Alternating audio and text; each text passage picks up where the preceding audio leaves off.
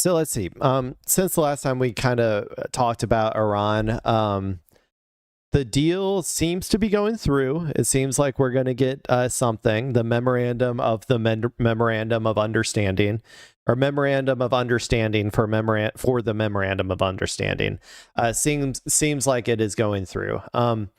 Everything that we've learned about it so far is basically what I was kind of expecting.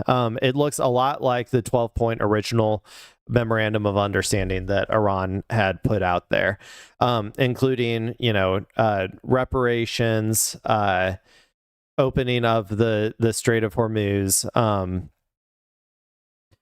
lifting of sanctions, a removal of American military members from the region.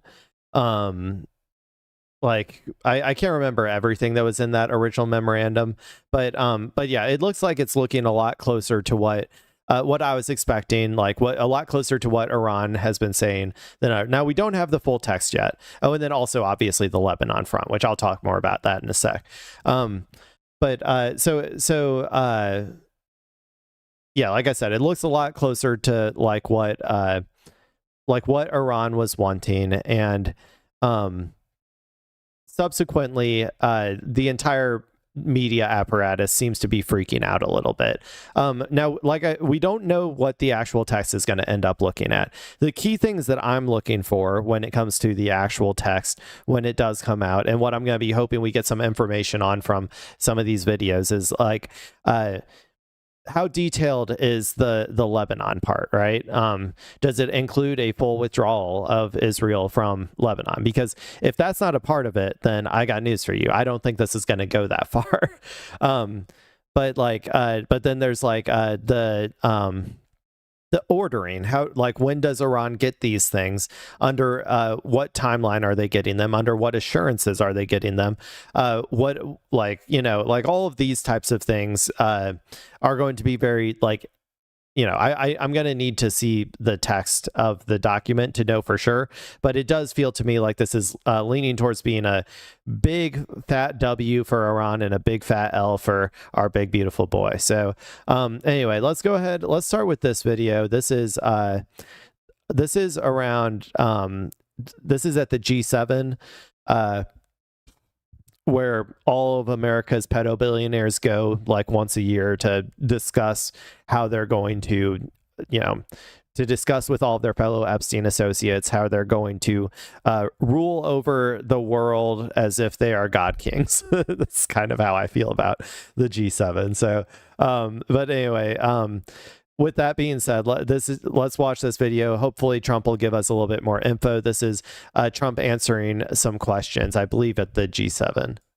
Do you have any questions? What should we expect from the second stage of the negotiations from this memorandum? I don't know. It's a 60-day period or so. I think it's going to happen fairly on time. We've been both involved. I think they're going to want to get it done. Iran wants to get it done. They have to get back to business. And the relationship is now normalized. So I think it's going to go pretty quickly, Steve. Could go faster. Could take longer too, but it could go faster. There's so much interest in the text of the document. Why not release the top? Oh, I will. Why not release it? Well, because I'd like to get a formal setting first before we do that. But I have no problem with that. It's a good document. Here's what it says. Iran. There's only there's two possibilities. There are two possibilities for why he's not releasing it. Number one is maybe there isn't really a complete text yet. Maybe there isn't a complete text document. I would be a little bit surprised if Iran entered into this without like full committal to what they want in the actual agreement, like including like the text that it was going to be, that it was going to encompass. So I'm not really thinking that that's the reason, but that is a possibility, is that he kind of like manufactured the ceasefire out of like nothingness, right? And got Iran to agree to it with some verbal verbal agreements of like what America was willing to give up or whatever. But I still kind of feel like Iran might be highly skeptical of that and would want it all in writing ahead of time. But the other obvious reason, though, is that it's a clear fat L. Like, it's a huge L for America. It's a huge L for American empire. And I'm going to be honest, there is literally no way that this will. There is literally no way that this Memorandum of Understanding will be a W for America at all. There's literally no possibility of that, because Iran de facto controls the strait. And and actually I have a little something for that too. This is like recent, right? This is breaking from like noon today, so like 4 hours ago.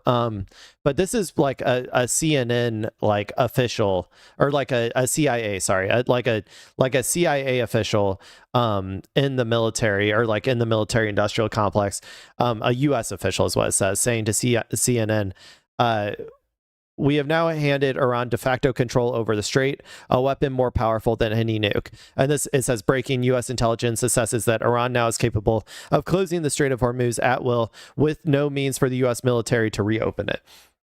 Which is exactly what I've been saying this entire time. Now they're finally starting to come out with this information. We can do with that what we will. But it's just more of like you can interpret this as them potentially trying to make it look like the CIA trying to get people more upset at the deal, or more upset, but I can't even interpret it that way. I think it's just they're just forced to admit like the truth at this point. And so in my personal opinion, this is just validation yet again of Clay being right. Let me see. But just, before, it should have been obvious to most people who had a geopolitical understanding, but, it's like, it's hard when you're dealing with this level of propaganda and spin to really try and help people break out of that and understand what's really going on. So yeah, it's like, because of that fact, there is no possible way for America to come out of this victorious. And then also, America has finally played the card that it always said that it had, was that if Iran does something, we will go in and we will militarily dominate you.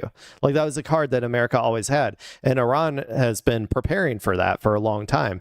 But it's only under war. It's only when, under wartime, that these hypotheticals of the hypothetical of Iran controlling the strait, or the hypothetical of America, going in and collapsing the regime or whatever. It's only under actual war that these hypotheticals get forced into reality, and we get to see what the actual real material capabilities of people are. And Iran has clearly demonstrated that they are able to control the strait no matter what. And for that reason alone, no matter even what the terms are, it's going to be an L for America. And we'll never have a nuclear weapon. That's what it says. It won't have one to buy, to develop. They will not have a nuclear weapon. And I would say that's about 99.9% of what I wanted, because we couldn't let that happen. You couldn't let that happen. This is a retreat. This is a retreat from the original demands of the goal, or the original goals of the war, sorry. And it should be interpreted just as such. You should not read it. I've said it a million times. I'm going to say it again. The nuclear issue is not an issue. It is. Iran has said they have not wanted a nuclear bomb for the entirety. I thought maybe after this, they might want to race to a bomb. It doesn't seem like that's the direction that they're going. It seems like they believe that the control they can exert over the Strait of Hormuz is worth more than any nuclear bomb could ever be. So the retreat to this as the main terms that they are trying to get is just like now narratively they can say, oh, but this time for real though, they're actually going to stop doing their nuclear development. And they won't have a nuclear weapon. Now, in addition to that, the strait is going to be open toll-free. And it's toll-free beyond the 60 days. It's not, somebody said, oh, it's toll-free We'll for see. 60. No. It's toll-free, period. When it opens permanently, it'll be toll-free. We'll see. I want to congratulate our Navy, because the naval blockade was unbelievable. But I'll not only release it, I'll probably have a press conference and read it to you word by word, so that the press covers it accurately. because it's a very important. We also have to be highly skeptical here because this is looking a lot like what happened with Gaza too, right? Now there's a big difference here. Like, so when it comes to Gaza, he came out, he read his big beautiful sheet of paper and his big beautiful words, and he came out and he got to play the peacemaker, like, you know, on TV that he always wanted to be, and get his FIFA peace prize and all of that shit, right? Like, all of that happened with Gaza, but remember, undergirding that entire thing is Israel's continuous genocidal attacks on the Palestinians, for which they are currently not responding. Hamas is currently not responding to these attacks. Now, that might be because they think that there is some way towards getting some negotiated settlement through this board of peace, and that's the reason that they're doing it. I don't know what their what their thoughts are, but Israel's not going to stop regardless, right? Israel is going to continue their genocidal assault regardless of what what's going on, and the board of peace is just a thing to sit over it to make it look more legitimate. But so what he's saying here of how he's going to read these, words on paper so the fake news media doesn't get it twisted or whatever, it sounds very, very similar. But the problem with Trump trying to do the exact same thing to Iran that Israel has done to Gaza is that Iran is not Palestine. Iran is not Gaza. Iran has the military capacity to hit back if Israel violates the ceasefire as much as they're obviously going to, which is, again, why I'm not quite so sure that this is actually going to go anywhere, because Israel is going to violate the ceasefire. They already have, and they're going to continue, escalating. And at some point, Iran is going to have to respond, at which point what happens, that's where it's all a little bit up in the air to me. I don't see any way for Iran not to have to respond at some point unless America actually decides to go in and rein in Israel. But I don't think they're going to do it. Important document. And unlike Obama, who could have destroyed the Middle East with a horrible JCPOA, it is the worst agreement. That was a road to a nuclear weapon. Mine is a wall against a nuclear weapon. I mean, I see these people say, but we already had one. That was the words. He paid a fortune for it. We pay nothing. We don't pay. There was some statement, we're going to spend $300 billion. No, we're not. 300 billion with a B. We're allowed to go and invest if we wanted to someday in the future. We have no obligation whatsoever. It could be that Iran will turn out to be successful. And let's go ahead and read this real quick. Exclusive. Iran deal includes $300 billion fund, more than half of which already committed, sources say. This is from today at 1:00 p.m., so about 3 hours ago. It says commitments exceed $150 billion across 5 regions. The investment fund vehicle contains no government money. New fund is separate from frozen asset talks, says source. Fund only becomes operational after a final U.S.-Iran deal is signed. So a $300 billion private fund designed to trigger investment into Iran is outlined in the U.S.-Iran framework. So this is the reparations portion, right? It's a fund to be paid into by the Gulf states and potentially America through the Gulf states, or however they want to do it, to funnel this money into rebuilding Iran, due to all the damage that was caused to Iran. I think Iran estimates at least $300 billion worth of damage had been done. So that's where they landed on that number. More than half of that sum has already been committed. A source with direct knowledge of the deal told Reuters. The fund is designed to give both sides an economic incentive to conclude a final deal, said the source who spoke on condition of anonymity because the plan has not yet been announced as Washington and Tehran prepare to sign on Friday. U.S. and Iranian officials said on Sunday they had agreed on a framework to end the war, which began when U.S. and Israeli forces attacked Iran on February 28th, halt the U.S. blockade of Iran, and reopen the Strait of Hormuz, a key supply route. Let's see. The new fund is a private investment vehicle, not a reconstruction or reparations program. It will not include any government money or grants.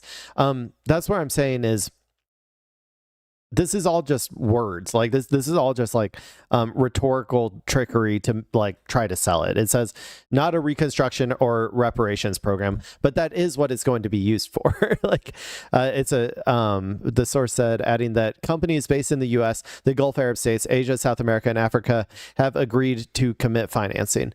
Again, this is just I think that this is just going to be money getting funneled through these private companies to Iran. This is just a way so that it doesn't look like America is directly giving cash to Iran. I think that, in my opinion, that's probably the primary reason for this. Let's see. A senior Iranian source told Reuters that Tehran had originally sought $400 billion as compensation for war damages from the U.S., but Washington had said it would not provide it. The idea for the fund, which is to be renamed the Reconstruction, or to be named the Reconstruction and Development Fund, had then emerged. Yeah, again, that's what I'm saying. This is just a rhetorical trick, whether it was proposed by Iran or Trump, just to try to make it more palatable. The mechanism envisages regional countries contributing in various ways.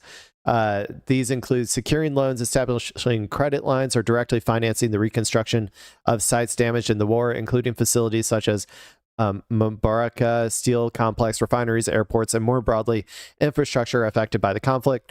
Iran, one of the Middle East's largest economies, has attracted almost no significant foreign direct investment in the past 4 decades, frozen out of global capital markets by successive waves of U.S. and international sanctions. You can also read this, by the way. If this is going to be happening, you have to get rid of the sanction. How else is all of this money going to get funneled into building in Iran, developing in Iran, or whatever, right? If it's not, if they are still sanctioned. So, sanctions relief will definitely be, a part of it as well. Let's see. The investment fund is entirely separate from a parallel negotiating track over the lifting of U.S. sanctions and the release. And the release of Iranian sovereign assets frozen abroad. That's like that $24 billion that they want to get. That's just their money, right? That's just their money that we're just holding. But the source said, describing the two as distinct financial mechanisms with different purposes and timelines. I don't understand how you could get private companies to invest in Iran if they are still sanctioned to shit. It doesn't make any sense to me. Those two have to be linked. The fund will not be created or become operational until a final and satisfactory deal is concluded. The MOU, once signed, is intended to structure the process over the next 60 days. It'll only be created once the final deal is signed. During these 60 days, the fund administrators will work with Iranians and investors to plan and scope projects. Let's see. We'll watch that in a little, maybe. I think that's about it. That's about all that we need from that article. But yeah, so it is like, all of that money, it will be available, it sounds like, according to this deal. This is just this is the reparations, though. I know they're trying to say that it's not a reconstruction or reparations program. That's just, rhetorical trickery, just so that Trump doesn't have to say that we're giving them a bunch of cash. They have oil. But if we left a week ago, just left, before the last 2 attacks, it would have taken them 20 years to rebuild Iran. So, but I'll go over the document with the media. So you're just doing it out of the goodness of your heart. No, clearly, he was feeling the pressure from the world economy tanking due to their control over the Strait of Hormuz. That's the linchpin of all of this. In a couple of days. Mr. President, a few weeks back you said you'd like to see other nations join the Abraham Accords, much like the UAE has. Have there been any discussions with Arab leaders about that? About what? Joining the Abraham Accords like the UAE has? Well, I'd love to have them. This is a man who's very advanced. He was early in, and he's done very well with them, the Abraham Accords. No, it's... I think they should. Maybe if you rename them the Iran Accords. Look. this is one of the funniest parts of all this, is that the Abraham Accords are completely just dead at this point. They're completely dead. And all of the countries, like the whole point of the Abraham Accords, I don't know if people understand this. The entire point of the Abraham Accords was so that America could eventually leave the Middle East so that it could focus on China, right? And the whole idea was that if we get all of these Gulf countries to normalize relations with Israel, then we can just leave the Middle East and Israel will control and coordinate all of the various destabilization efforts and like expropriating natural resources from all of these regions in perpetuity, and we don't have to be so hands-on about it, right? That was the entire purpose of the Abraham Accords. The ironic part here is that now Iran, all of these countries are now going to Iran and saying, hey, you know what, our bad. Like, can we try to create some economic ties with you? Can we try to, like, you know, build our relationship better? Because everybody in the region is now realizing that, like I've been saying, Iran is now the regional hegemon. Nobody in the region will be able to contest Iran. Saudi Arabia can't contest Iran. The UAE can't contest Iran. Oman can't, Bahrain, I don't know, all of these countries, and most importantly, Israel can't contest Iran. Israel is not capable of defeating Iran militarily because America was not capable of defeating Iran militarily. And Israel, yes, it is just an extension of America, but if Israel didn't have all of the resources and supplies that America does, then obviously they wouldn't be able to stand a chance against Iran. They would run out of missile interceptors in like 1 week, like 2 weeks maybe, and then Iran would just be able to hit them with impunity forever. Like, you know what I'm saying? Like, there's literally nothing they can do. So everybody's starting to realize that, and even, I don't know if America will, but like, if America really cared about like, well, it would be impossible. Like, America should really like consider switching away from Israel being their like favored partner in the Middle East, because it just seems like Israel is, number one, incapable of doing what America wants Israel to do in the region. But also Israel is not like a reliable partner either in terms of America's hegemonic goals in the region. So like if America really cared about this shit, it would probably switch over to like the Gulf states in general, like being their favored partner, and move away from Israel, or even potentially moving towards Iran if they but I just don't know if they can stomach that because of the nature of Iran wanting full and complete sovereignty, right? Like like Iran has such a commitment to their own sovereignty that like I don't know if they would ever be able to like stomach that in general, but yeah, I don't know. It's just like this entire process has completely reordered the region, with Iran. Like Iran is now like way up here, then like Israel down here, and then all the Gulf states below, is kind of what it feels like to me. Happening, the big impediment to the Abraham Accords, we have our original countries, very smart countries, every one of them. Do you notice that even during that period of conflict, nobody dropped out? Nobody said, oh, gee, I'm going to drop out. Nobody. I think they're all going to come in now into the Abraham Accords.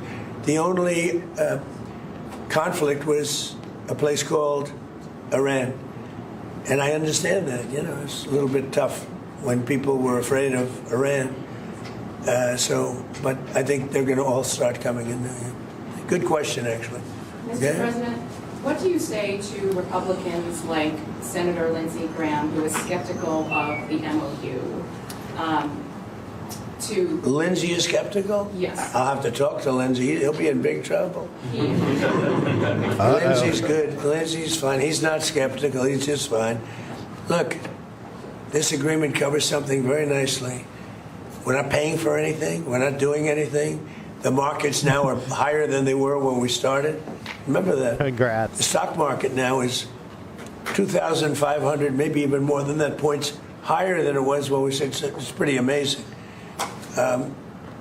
This agreement's about one thing, that Iran will never have a nuclear weapon. Never, ever, ever. The rest of it's irrelevant, frankly. Senator Graham also said that an eventual agreement with Iran should be sent to Congress for review. Would you do that? I never thought of it, but I would. I wouldn't mind. I mean, you know, the Democrats, you know, we call them Democrats because they're dumb people. The Democrats are, well, what I'd like to do is send it to Congress saying you shouldn't approve it, and I'll get it approved.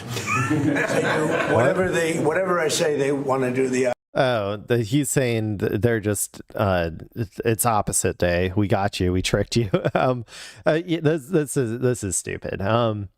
Like it's stupid. Number one, that you're allowed to get into a war, but then you have to go to Congress or something to get out of the war. As far as I'm aware, there is no law stating that like you need congressional approval to end a war. Like I do think the president can unilaterally like end a war. But I think that getting into a war, you need congressional approval, generally speaking. But okay, well, there he is answering some questions over, over at the G7 summit. Let's see what else we got. Yeah, this looks like the same thing, so I'm actually going to skip it. This looks like the same thing, but from a different angle. But let's see. Here, so we talked a little bit about how this war has been like restructuring the region with Iran as the hegemon, right? And a part of that is enforcing regional stability, right? Regional stability outside of your boundaries. That is what makes you a regional superpower, is that you're not just impacting your own country, you're also, making commitments to other countries abroad. So part of that is the Lebanon front. This is a key aspect of, from Iran's perspective, of the Memorandum of Understanding. According to some sources, Iran got commitments from America for Israel to withdraw from Lebanon in its entirety. I'm a little bit skeptical of if that's what the text is going to say. I mean, I would love it. I would love if that's what the text says. Like that would mean America would straight up have to tell Israel to, march out of Lebanon, like a humiliation ritual, just like marching them back into their own borders or whatever. But I just don't really see that happening, like, to be honest. But anyway, I could be wrong. I could be wrong. Maybe that will be in it, but let's watch this video real quick. This is from the FM Aragchi. This is on Al Jazeera English. During the first round, the most important topic at that moment were the announcement of the end of the war, and accordingly, and since the start of Monday morning, after reaching the agreement Monday, Tehran time, the announcement of ending the war was released, but the official start of the Memorandum of Understanding will be on Friday. The announcement of putting an end to the war was announced Monday morning. This is very important, and it has been mentioned in the Memorandum of Understanding. This will be lasting. We need to end war. War will be ending everywhere, on all fronts, including Lebanon. And due to the relations between war in Lebanon and the aggression of Israel on South Lebanon and the war on Iran, these two fronts, Iran and Lebanon, are quite connected to each other. And since the very first day, the Islamic Republic of Iran has considered the end of the war in Lebanon is quite connected to putting an end to the war on Iran.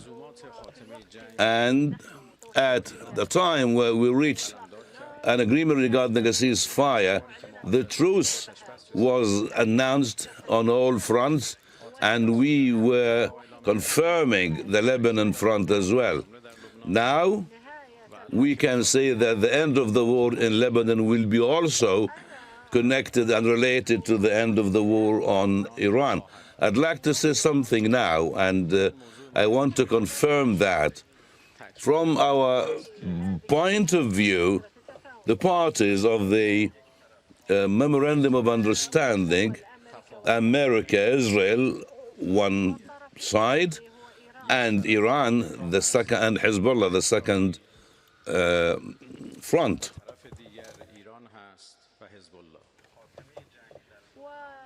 And the end of this war is part and parcel.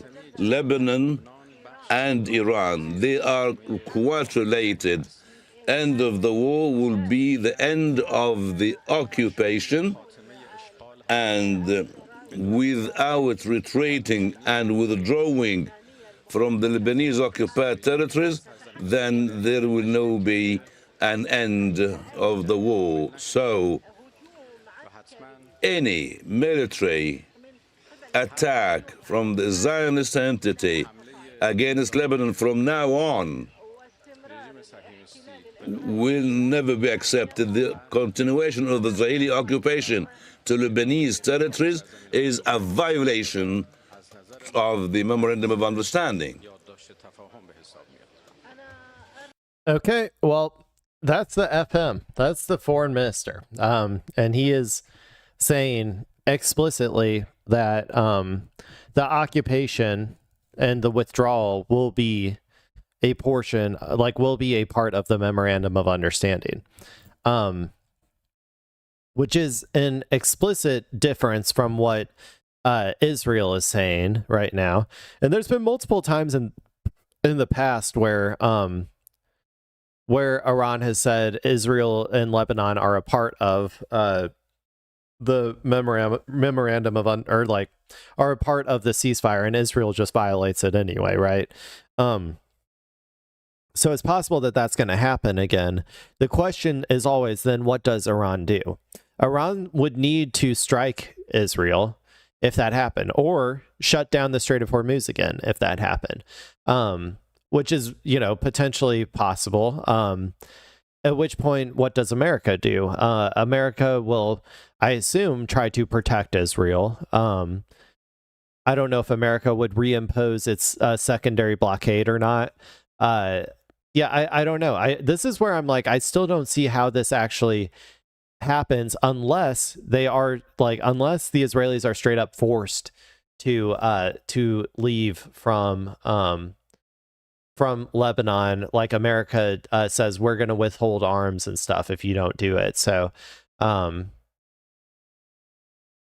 speaking of the strait, let me go ahead and pull this one up real quick. I did want to go over this too. Let me remove this from the group, but I was curious about so I know that America had said there had been some ships getting through during the blockade, and it looks like we have some information on exactly how that was happening from drop site. And I mean I had talked about it before. They said it says 90 million barrels since early May. That's still nothing compared to the full, the normal traffic through there. But anyway, this says the U.S. has been running a covert operation to keep Gulf oil exports moving despite Iran's effective blockade of the Strait of Hormuz, with more than 90 million barrels moved through the system since early May, Reuters reports. Let me go ahead and pull up.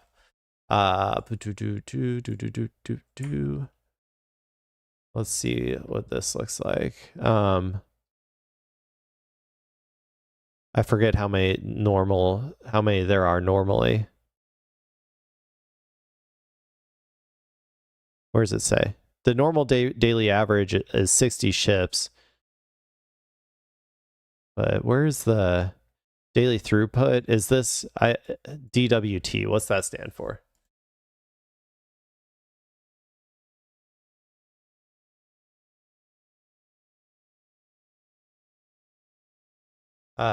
Deadweight tonnage. Okay, well that doesn't really help me. I was looking for barrels if they had that information. Maybe I can Google how many barrels ship through moves normally. 21 million barrels a day pass through the strait, according to Google AI. So 21 million barrels pass through the strait per day. Yeah, per day normally. So there was essentially 3 days worth in about 2 months. You know, that's about what I remember from when I looked at like the ship traffic. It was about 2 ships worth happened within the past couple months. So, you know, I think that kind of makes sense. It says rather than sending fully loaded super tankers through the strait, smaller tankers transit the waterway under a U.S. managed security and surveillance network, then transfer their cargo offshore to waiting very large crude containers at 2 locations off the coast of Oman and the UAE. Citing satellite imagery, shipping records, and more than a dozen sources, Reuters say at least 92 vessels have taken part in the ship-to-ship operation since early May, employing techniques similar to those Iran has long used to bypass sanctions. So essentially, America is just jacking Iran's sanction evasion strats, it sounds like. U.S. officials denied that CENTCOM forces are directly involved in the transfers. Reuters found no evidence that U.S. forces directly escort the ships or participate in the transfers themselves.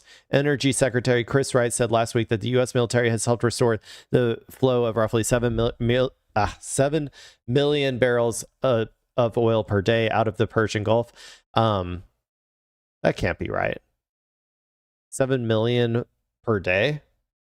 I mean, it's still like only 1/3 of the traffic, but still, that seems like I don't know. That seems not quite right, but maybe it is. Who knows? It is dropside. But I just don't know if this Chris Wright person is that trustworthy. So, but yeah, I forgot what else I had. Oh, I guess this is just this is just a video stating that the United States has lifted the naval blockade of Iran, but ships must still coordinate their transit through the Strait of Hormuz with the IRGC, according to Iran state TV. So it seems like they will be continuing to, manage the strait, even if there isn't a toll. But I still think there's going to be some sort of like environmental fee or something that they're going to begin applying. Okay. So anyway, that's kind of like that's the situation for what's like physically going on right now. Actually, before I move on, let me go ahead and read just a couple more things. This is from Mer News. So we're going to get some more from the Iranian side real quick. In an interview with local Iranian media on Tuesday, Bourjardi presented details of the MOU between Iran and the United States. Bourjardi said that the Americans attacked Iran under pressure from the prime minister of the usurping and child-killing Zionist regime. Good flair characterization, I guess. Adding that Donald Trump was the first president to succumb to pressure from the Zionist regime and make a miscalculation. Referring to the details of the MOU between Iran and the United States, he said, the 14-clause MOU is very important and significantly secures the interests of the Islamic Republic of Iran. Of course, we have always been pessimistic about the Americans, and they may break their promises and not fulfill their commitments, probably. Bourjardi continued, the Americans are forced to fulfill their commitments and implement the agreement due to the World Cup and the upcoming Congress elections, and because you guys have shown that you militarily control the Strait of Hormuz. The first sign of the implementation of the MOU was the movement of Iranian ships through the blockade, with several Iranian ships easily passing through. Referring to another provision of the MOU, he stated, we have created conditions for them to effectively recognize the Resistance Front as strategic allies of the Islamic Republic of Iran. That would be Lebanon at the very least. The fact that the first clause of the 14-point MOU on not attacking Lebanon means that they have recognized Lebanon as one of the most important parts in the chain of the Resistance Front, and Trump has accepted this. This is the first clause of the document that is to be signed. Yeah. So we'll see. We'll see if they, if Israel stops like doesn't violate the ceasefire. I have very little faith. And then one other thing I wanted to point out, this is more of just a I told you so moment, but something that I've been saying from the very beginning as well is that Iran has been producing missiles this entire time. Like they have entire missile cities, missile production facilities underneath of mountains, right? And so I just wanted to point this out because I just wanted to get a little I told you so in there. Advanced arms production never halted during and post-war. Brigadier General Syed Majid Ibn al-Reza made the remarks during a joint meeting with representatives of East Azerbaijan province in the Iranian parliament on Tuesday, according to Press TV English website. In the third imposed war, we fought much more powerfully than in the 12-day war against the Zionist regime, criminal America, and other countries that assisted the enemy through logistical support and by allowing their territory to be used for attacks against the Islamic Republic of Iran. Iran's defense industries significantly enhanced their capabilities during the war, leveraging the capacities of knowledge-based companies to accelerate the production of strategic missiles and drones, he said. So they're saying that not only were they producing missiles during the war, that they accelerated their production during the war. The production of strategic missiles and drones was carried out with greater speed and precision, and we witnessed the development and advancement of new and upgraded weapons for the armed forces, which were used to defeat the criminals and aggressors. The third imposed war refers to the latest U.S. Yeah, we already know all that. Okay. So that's about that. I just wanted to point that out, is that, yes, they were still producing missiles during wartime. And in fact, they even accelerated how quickly they were producing missiles during wartime. So there you go. That's another nice little I told you so from me. So anyway, so those are kind of like the Iran situation. So I wanted to also kind of go over the general freak out, I guess, from the media. And so I think that I'm going to start with CNN here. And we're going to then, I think, go to Fox News and maybe read some articles from Israel. So let's go ahead and start with this CNN one. I think there should be a panel. And actually, I think I'm going to skip right to the panel because I want to hear the discussion, right? I already went over a lot of the details, so I just want to hear the discussion between everyone at the Clinton News Network and what they're thinking about this deal. We are now sitting here, I guess, more than a day after apparently the United States and Iran have signed on to some kind of agreement. We don't have any text. We just have anonymous officials. They won't even put their names on the statement, fighting over what is in it. And I do think one of the basic things is if this agreement is a page and a half long and it doesn't actually have any hard commitments on the nuclear issue, why are we even talking about sanctions relief? Why are we even talking about reconstruction funds or releasing any money at all?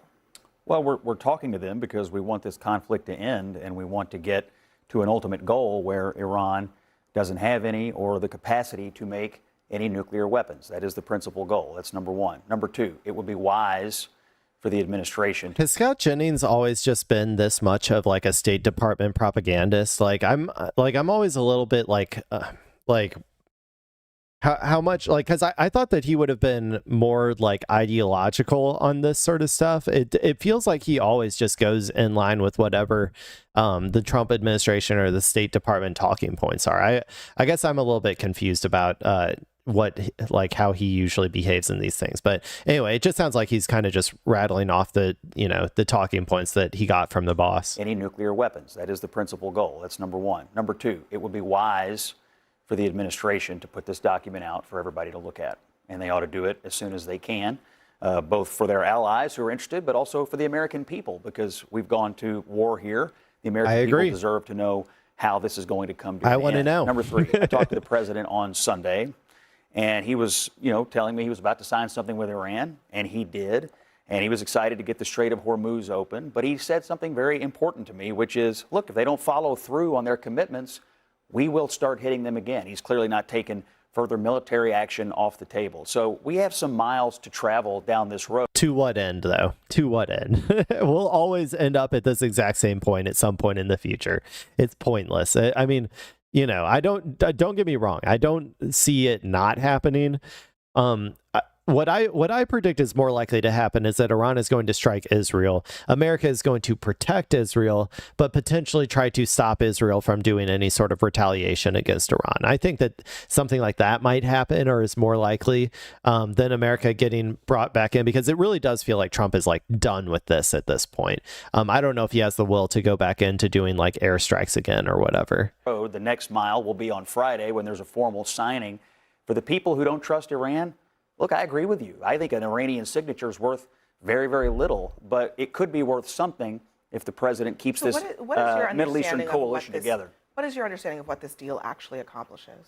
The accomplishment here principally would be getting all the nuclear material and destroying in this deal? Because that's not what's in this deal. No, that's the goal. No, I'm asking you, what do you think this MOU sorry, is I understand. Yeah. The Memorandum of Understanding. Yeah. So 60 days, ceasefire, open the Strait of Hormuz, and you have a window to finalize the discussions about ending the nuclear program. The president believes he's got them to agree to do that. They have 60 days to finalize that. And again, I'll just stress, as he said to me on Sunday, if they don't follow through on that, I'll start hitting them again. Can I just say on the 60 days, though, first of all, you believe this well, will can be I just say open? that on what Scott was saying on the MOU, 60 days to negotiate anything with Iran when it comes to its nuclear program. We're not even talking about its ballistic missile program, its support to its proxies. 60 days is aspirational at best. I think what we understand this agreement to be is trying to restore the Strait to pre-war conditions where there was freedom of navigation that flew. Well, that's the reason. That's the impetus as to why America is giving all of these concessions, right?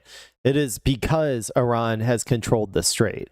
It is because Iran has brought the global economy to a standstill. It's because the East Asian markets are running out of oil, and a lot of other countries as well are starting to run low on their reserves of oil. That is why it is being done. That is why we are signing this memorandum of understanding. But yes, the primary goal of it is to just unlock that waterway as quickly as possible, which is why, by the way, I said it before, I'll say it again.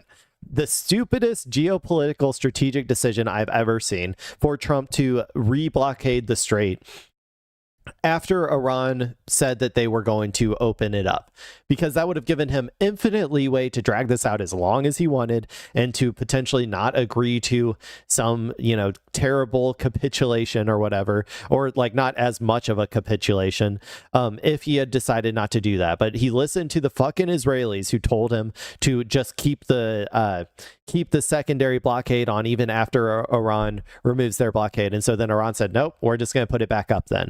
It was probably just straightforwardly the dumbest decision I have ever seen. Like, honestly, I do think it is the dumbest geopolitical strategic decision that I've ever seen in my entire life. International law was upheld. But right now, we don't even know the details of this agreement because Iran is saying that they're going to charge some type of fee for ships going in and out of the strait, which would be highly illegal under international law. But not only that, Turkey does it. Turkey has a fee for their waterway, an environmental fee. Just saying. And also international what? International what? Like intranatal paw. What is this thing you're talking about? I don't know what you're talking about. I'm making a joke here because like international law is dead. We let it die in Gaza. It is gone. We live in the post-international law world, baby, and you better get used to it. We don't know when the strait is open. We don't know when the blockade is ending, and we don't know. I mean, the only ones that can determine if the strait is open, it's not Iran, it's not the United States, it's the shipping companies. If the shipping companies feel confident that they can sail through the strait unimpeded and safely, then they will do it. But we don't know that. Well, let me let Charles say. He wanted to get in. Go ahead. Well, the point you make about whether or not the strait will be open is, I think, the crucial one. The people who study this think it'll take months to clear it of mind, let alone try to figure out new navigation lanes that the Iranians want to put into effect in order to collect some fees. And then you have to worry about whether or not the shipping companies will be able to pay the insurance. They're not paying war insurance, which is like a 900% increase in their insurance costs from before this war started. And the insurance companies have to be reassured and that they can bring those costs down. That's right. And that the shipping companies have to be reassured that they will be able to pay the new costs to get through it. No one believes that this happens in a couple of months. So the idea that this deal may start the reopening, but it will not reopen the strait. I mean, I don't even know that we should even be calling it a deal of any kind, because just to be clear, if it's a deal, you should be able to say, before you even sign it, here's what we both agreed to. Anna, did you know that John Thune, Senate Majority Leader, has not even been briefed? He told Manu Raju today. He has not been briefed. Actually, on I did know that because I listened to Manu say that, and nobody in Congress has been briefed. The Israelis are asking, what's in this deal? Under what Well, circumstances? we don't need to tell them. Please don't tell them. If you want a surefire way to get like a false flag on America, like tell Israel the details of this deal. It's guaranteed. It's basically a guarantee that like an American ship somewhere is going down. American troops somewhere are going to get killed. Circumstances with the United States sign a document with Iran and not tell anybody what was in it. And it's, you know, I mean, so J.D. Vance told Jake Tapper that it is a page and a half. I have tweets longer than that. Grocery shopping list for Thanksgiving is longer than that. Okay, well, we kind of got the vibe of, you know, it looks like they're all a little bit skeptical. All of the, you know, hyper-centrists and hyper-libs on CNN aren't, you know, they seem very skeptical of this. Scott Jennings here, he was doing his best to try to spin it. Let's go see what the people at Fox News are thinking right now. This is from 4 hours ago. Yeah, let's go ahead and watch this.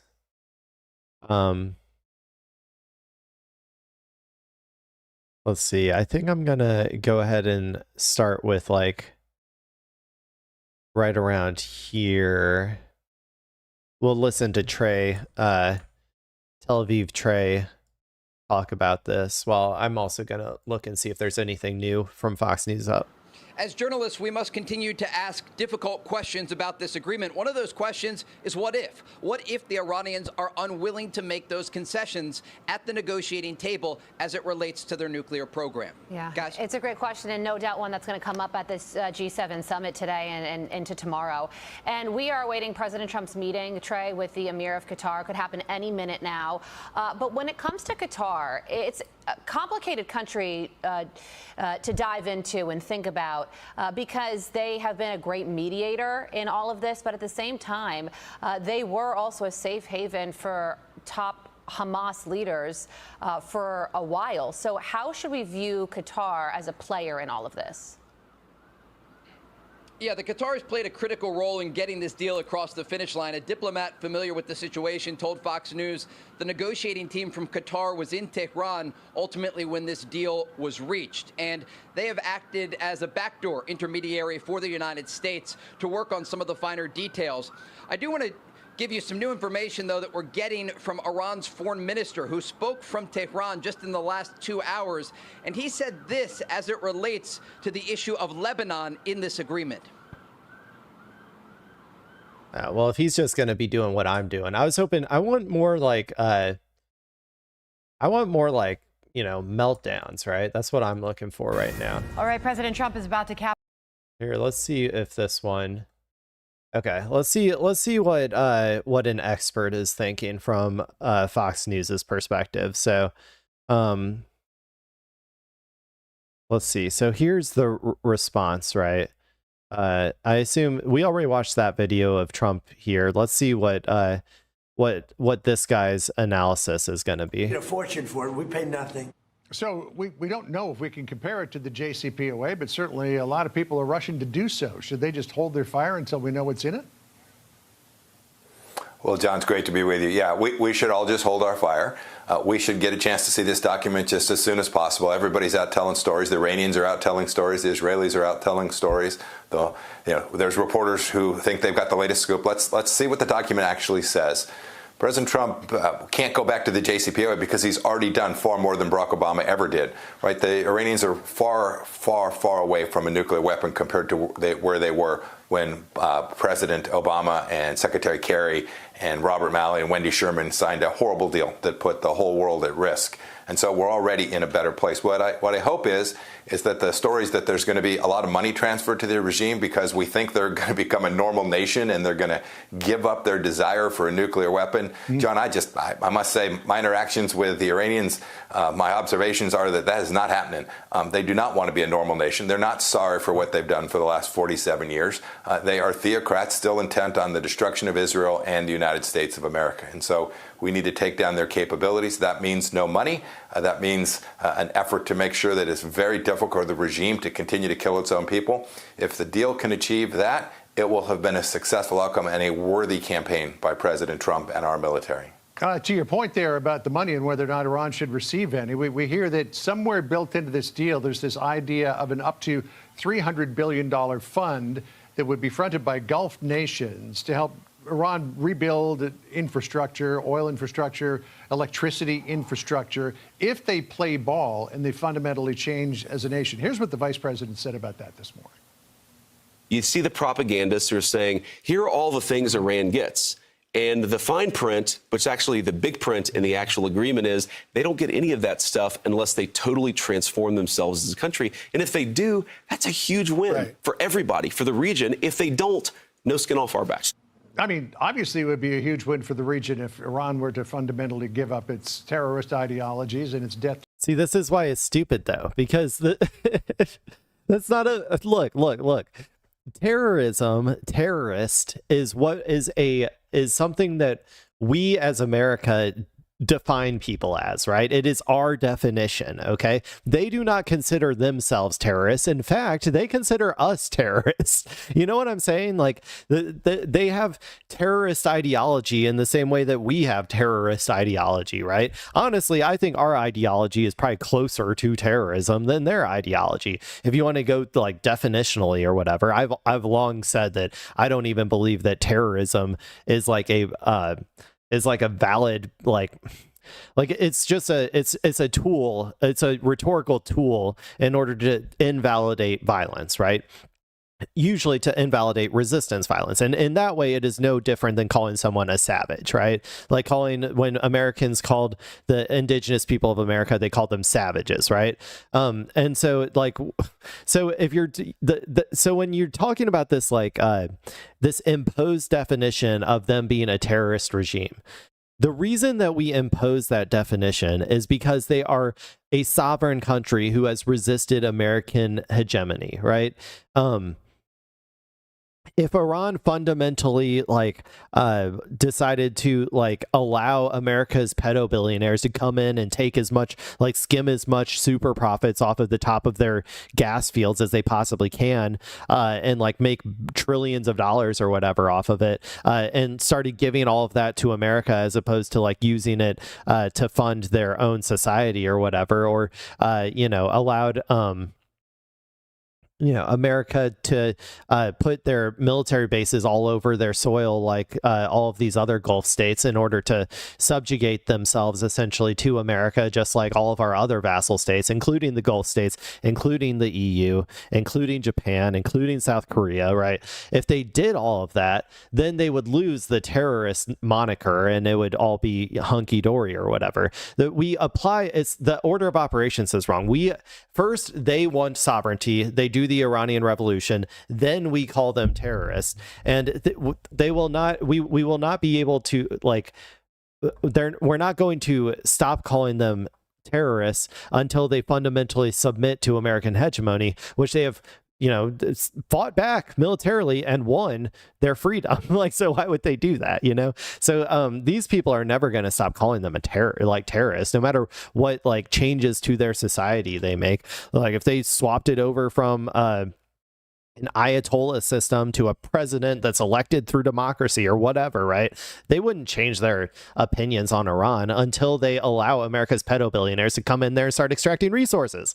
That's the whole point. That's the whole point, dude. It's kind of like, so this idea that like until they change or whatever, or like they're going to change and therefore they're going to get at, nah, they're going to, like, you know, I think that they're going to try to embed themselves more in the region through economic cooperation and ties, probably. Like, I think that's what Iran is gearing at, trying to almost cement itself as the regional economic hegemon as well as just the regional military or military hegemon.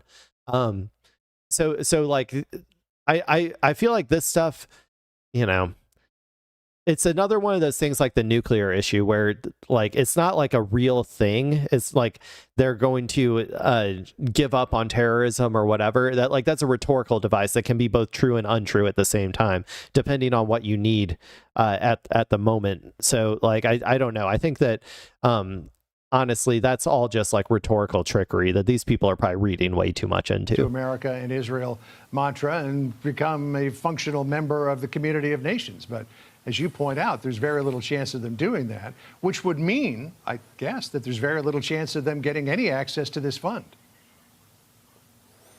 Yes, if the vice president's statement is accurate, and the Iranians, importantly, and the Iranians understand it that way, which has yet to be seen. By the way, not just the Iranians, the people who matter, not the guy who's going to sign the agreement, the IRGC, who's firmly in control, and the Ayatollah. If those folks decide they want to become a normal nation, sign me up for folks going in there and investing. But, John, I have to tell you, it seems like the probability of that is very low to me. Yeah. So fair enough, they won't get any money. What I hope does not happen is that we take our foot off their neck while we have the chance to achieve an outcome that is extraordinary for the United States of America. No, President Trump set the conditions for that by giving... Wait, no, you don't. You don't have that chance. It's gone. You played your card and your card failed. You thought you had a royal flush and you had a two, like you had like a high queen, you know, like there's like there is no coming back from this. America fundamentally failed in this.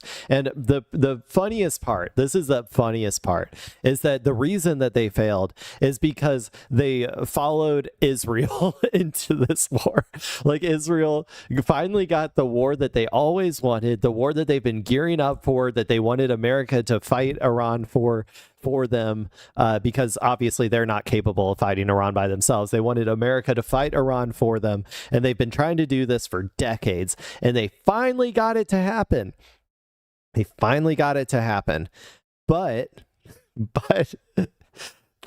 like it failed miserably. And so now that card is just gone. Like you can't play it anymore. And it's like Israel in particular is just cursed by their own success, and we're cursed by their success by extension.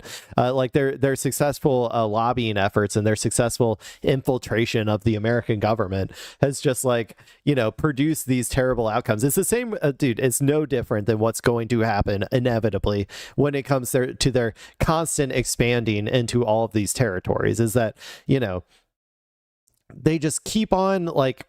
They keep on pushing and pushing and pushing and pushing, even though they're completely gassed, even though they're completely washed. They're politically isolated. They're politically as weak as they've ever been. They're militarily as weak as they've ever been. You know, their future is up in the air, and they're going to just keep pushing and pushing and pushing. And eventually it's just all going to collapse. It's, I don't know. They just have like one track mind, man. And and even when it fails, they can't like reevaluate and like go a different direction. They just keep going the same direction over and over and over again. The money, whether that's through a direct transfer or transfer from a third party, or even releasing things that they say, quote, is the Iranians' own money, that would be a mistake. Because, John, you've seen this before. We've seen this bad movie. That money is not going to provide healthcare, medicine, and food for the Iranian people. It is going to go to rebuild their missile program, rebuild the IRGC, buy more weapon systems from Russia and from China. Probably, but what are you going to do about it? Like, what are you going to do about it? China. Seriously. That money that goes to the Iranian regime will be used for. It's that, or the Strait of Hormuz remains closed indefinitely. We get $8 a gallon gas in the next month or two, and the entire world economy explodes. What are you going to do about it? A bad purpose. If I'm wrong, and the Iranians have turned over a new leaf, there would be no one who would be happier than me. I haven't seen many leopards actually change their spots, so I'm kind of with you on that. I wanted to ask you about this because this plot against the... Okay, let's go ahead and close out of that one. I just want to read a couple more. So we kind of talked about Lebanon and Israel's continued aggression towards it. This is from today at 9:48 p.m. That's Israel time, I assume. So whatever time that would be here. But it says Iran's top joint military command, Qatam al-Anbiya Central Headquarters, says that Israel should expect a hard response from the Iranian armed forces if it does not stop its attacks on southern Lebanon. Days after Tehran and Washington announced a deal to end the regional war, Tehran has insisted that the Memorandum of Understanding requires Israel to halt its offensive against Hezbollah, a claim that both Jerusalem and Washington have disputed. So it's all going to be on whenever it's signed, which I think is this Friday. We're going to have to see what Iran does when Israel violates it. Like, that's the most important part. If this is actually going to, if this is actually going to go anywhere. And then the other one I wanted to read, this one's a little bit longer, but let's try and get the American Jewish groups feelings about this. We're reading this from the Times of Israel. So, awaiting full details, American Jewish leaders express alarm at emerging Iran deal. So a lot of people, like I said, are freaking out. We went over a lot of the Israel freakouts on Sunday. So this one's going to be more about the American, Jewish groups, but a lot of the Jewish groups, I'm not going to lie, are front for are just like openly pro-Israel groups. They don't necessarily care about any Jews that do not align with the great nation state of Israel. So, but anyway, Jewish Democratic Council says Trump willing to push Israel aside as Zionist Organization of America calls terms deeply problematic, and AIPAC lays out goals for final agreement. In 2015, as then U.S. President Barack Obama struck a deal with Iran to constrain its nuclear production, American Jewish groups were divided. Those on the right exorciated the deal, saying it left Iran a major threat to Israel, while those on the left were more supportive. Well, what do you think now? This time around, as U.S. President Donald Trump has announced a new deal with Iran after months of war that the United States fought jointly with Israel, American Jewish groups are more unified. They aren't happy. Dude, that's so funny. Because they're not happy because they have all moved to the right. They have all become more Nazi-like and more like war hawkish, more like like ever since October 7th. I'm telling you, man. I'm telling you. Ever since October 7th, Zionist brain disease has been going like running amok. It's a problem, man. It's a fucking problem. And so everyone in these groups moved from being like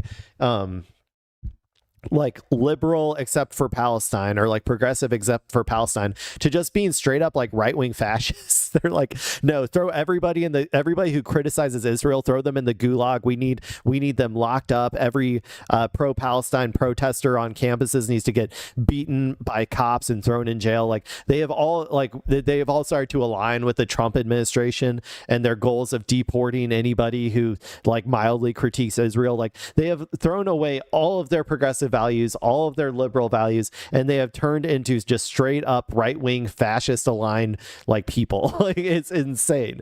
But anyway, that's why they're more unified, because their ideology has coalesced into what it always truly was. On the right and the left, Jewish groups are expressing concerns about the deal that Trump and Iran announced on Sunday night, even as its terms have not yet officially come into focus. Trump has emphasized that the deal reopens the Strait of Hormuz, which Iran closed after the war began on February 28th. U.S. Vice President J.D. Vance also told ABC's Good Morning America that the deal would include significant sanctions relief in exchange for Iran's agreement that it would give up its nuclear weapons program. But it's not clear what concessions Iran has made on the nuclear front. While there are no indications or other issues key to other issues key to Israeli security, including Tehran's ballistic missile program and proxy network, have been addressed. Yeah, no shit. You don't have the power to address them. Look, if you had like wiped the floor with Iran, and if you had like, overthrew their regime on day one or something, then yes, maybe there would be a chance that you could get something like this or whatever, something like this to happen. But obviously, if it was the biggest L that America has ever taken, you're not going to be able to impose anything related to this. That would be ridiculous. Though Israel and the U.S. undertook the war jointly in February, Israel was not a party to the negotiations and has come under repeated criticism from Trump for jeopardizing talks with Iran. At worst, it's an admission of defeat by the United States. It is, said Haley Soifer, CEO of the Jewish Democratic Council of America, in a statement on Monday about the deal. The group was founded in 2017 as a successor to the National Jewish Democratic Council, which supported the Obama-era deal called the JCPOA.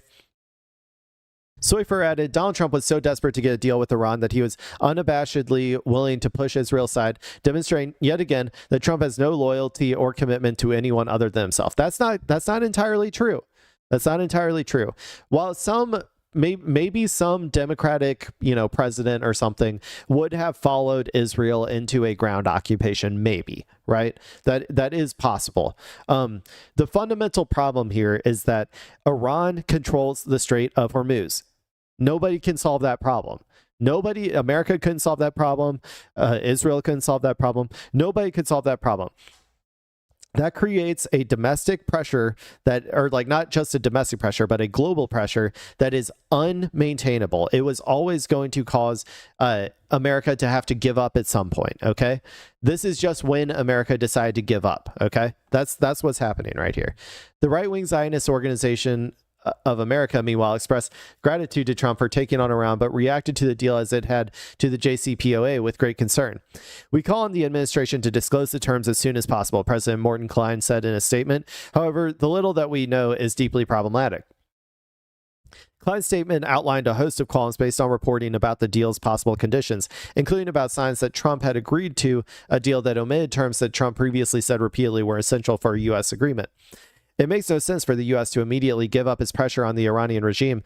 The blockade that was strangulating Iran economically, like I always say, every single time, one more sanction, just one more sanction, one more blockade. If we put one more blockade on top of the other blockades, this time Iran will collapse. I promise you, just one more. The last 900 sanctions we applied didn't work. The first blockade didn't work, but the second blockade on the blockade, I promise you it's going to work. It's going to work. These people are delusional, man. Without obtaining immediate removal of Iran's nuclear stockpile, decommissioning of Iran's nuclear facilities, and destruction of Iran's deadly missile stockpile, Klein said. Yeah, if it was possible, if this was actually possible to do with that blockade, and it wasn't, much more impactful on America than it was on Iran, then why wouldn't they have just kept it up? That's a great question. Ask yourself this. Klein, is it possible that America ran into the material realities that it was unable to sustain itself? It was unable to sustain this campaign. Think with your head. Think with your brain. I know you got Zionism brainworms in there that are eating it like a fucking apple, but please just use your brain. Anyway, the progressive group J Street opposed the war from the start and said it welcomed its conclusion. Okay, thank you, J Street. I'll give you a thanks on that one. At the same time, it said in a statement, it is important to acknowledge a basic reality. This costly and illegal war achieved none of the sweeping objectives that were repeatedly invoked to justify it. The tragedy is that diplomacy had already produced a workable framework and also did not play the military card, which has now been played and is now no longer a threat. I'm just saying, that was another benefit of the JCPOA. That's from an American imperial perspective, by the way. From an Iranian perspective, they just want the sanctions, really. That's all they want. The JCPOA was, because they were never going to get a nuke, but the JCPOA was effectively constraining Iran's nuclear program until President Trump chose to abandon it. Yeah, on behalf of Israel. On behalf of Israel. You can't complain about this when Israel is the one fucking doing it. You know what I'm saying? Like, Israel is also the one who made us go into this war. So fucking just blame Israel. It's really like they are the ones who made this all happen. AIPAC, the pro-Israel lobby that was one of the strongest opponents of the JCPOA, issued a measured statement on the emerging deal.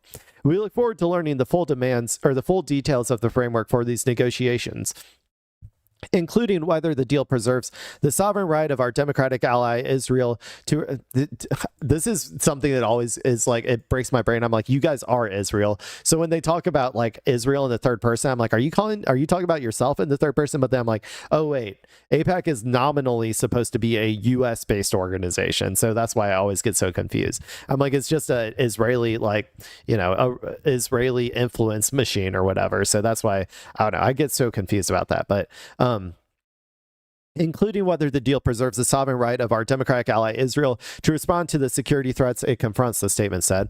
Congress will play a critical role in working with the administration throughout these negotiations and in reviewing the ultimate agreement. It must support efforts to maximize our diplomatic, economic, and military leverage to reach a final deal that permanently and verifiably ends the regime's nuclear program, including the removal of all enriched uranium from Iran and dismantlement of all enrichment sites. Never going to happen. You know, never going to happen. The final deal should also address Iran's illicit ballistic missile and drone program and end the regime's financing of terror groups that wreak havoc around the world. Never going to happen, dude. Never going to happen. Get your head out of your ass. Vance said on Monday that the deal had been digitally signed already, despite technical things that still need to be worked out ahead of a ceremony planned for Switzerland on Friday.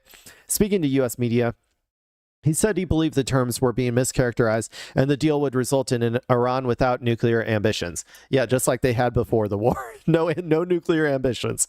If the Iranians are willing to give a long-term commitment along with proper verification to giving up that nuclear weapon, we're willing to welcome them into the world economy, to lift some sanctions, and to turn over a new leaf in that relationship, Vance said on Good Morning America. AKA, if they just say the same words that they said before the war, but now they say it after the war, we'll give them all this extra shit. Some Jewish groups have been more circumspect in their initial responses. The Republican Jewish Coalition had not issued a statement on the deal by press time, though it has retweeted Trump's social media post promoting it. The coalition did not immediately respond to a request for comment on Monday. The Democratic majority for Israel, meanwhile, urged Trump in a statement from his President Brian Romick to bring in serious and experienced negotiators and technical experts to get this deal over the finish line, rather than relying on friends, family, and donors. Romick also criticized Trump for cutting Israel out of negotiations, but he left some room for optimism. Yeah, I mean, what, your grifter in chief that you thought was going to be the most pro-Israel person that has ever existed, you're finding out that he's actually not an ideological committed Zionist like your boy Biden was. I assure you, if Biden was in charge, like, I think that, you know, he would obviously, like, I don't know. It's hard to imagine, but like, if Biden was in charge, I don't know if he would have gotten dragged in. I kind of think he might have, to this war on Iran. But I assure you that he would have been thinking about the Israeli position at every step of the way and trying to make this all, like, even if it was impossible to materially get certain things for Israel out of this based on just the material reality of how strategically diminished America is when it comes to force projection across the world. Like, I do think that he would have been like, you know, pandering to Israel constantly throughout this entire process to try to get them to, like, you know, be okay with the deal. They would probably also be going a lot crazier too, a lot of these people. But it's just funny when now they're like butthurt that Trump isn't like some ideological committed Zionist or whatever. It's like, no shit. He's a transactional, like, you know, business boy. We continue to stand with the Israeli people who have been at war for more than 2 years, the people of Iran who have endured too many decades under a brutal regime and bravely demanded an end to oppression, as well as the Lebanese people who have lived under Hezbollah's Iran-backed occupation for decades. Stop using the word occupation, man. It doesn't really work like that. I'm sorry. Romick said, "We will await the final text of this deal and hopefully bring this war to an end." Well, that was a kind of fun one. Is there anything else I wanted to read about? Yeah. I mean, this is the Jerusalem Post, whatever. I've been on Israel for like an hour and 15 minutes at this point. So, or on the Iran situation. So I think I'm going to call it there, people. That's the current situation on Iran.